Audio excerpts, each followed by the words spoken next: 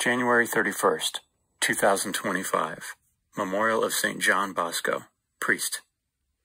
A reading from the letter to the Hebrews.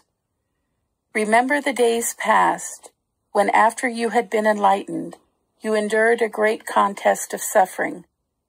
At times you were publicly exposed to abuse and affliction.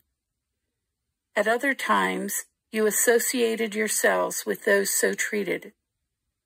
You even joined in the sufferings of those in prison and joyfully accepted the confiscation of your property, knowing that you had a better and lasting possession. Therefore, do not throw away your confidence. It will have great recompense.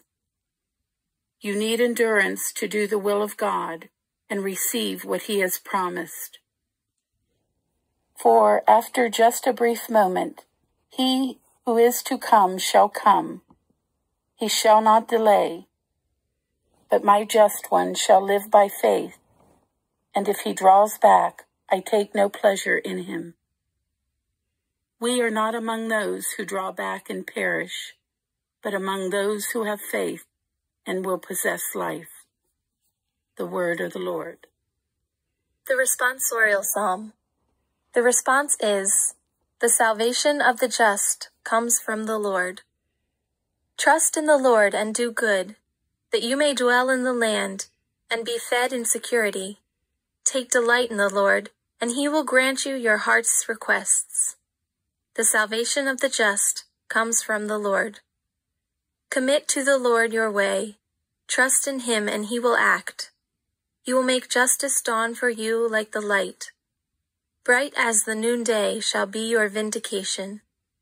The salvation of the just comes from the Lord. By the Lord are the steps of a man made firm, and He approves his way. Though he fall, he does not lie prostrate, for the hand of the Lord sustains him. The salvation of the just comes from the Lord. The salvation of the just is from the Lord. He is their refuge in time of distress, and the Lord helps them and delivers them. He delivers them from the wicked and saves them, because they take refuge in Him. The salvation of the just comes from the Lord. A reading from the Holy Gospel according to Mark. Jesus said to the crowds, "This is how it is with the kingdom of God. It is as if a man were to scatter seed on the land and would sleep and rise night and day, and the seed would sprout and grow, he knows not how.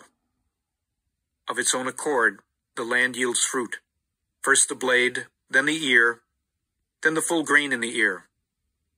And when the grain is ripe, he wields the sickle at once, for the harvest has come."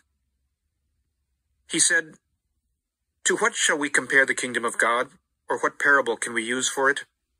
It is like a mustard seed that, when it is sown in the ground, is the smallest of all the seeds on the earth.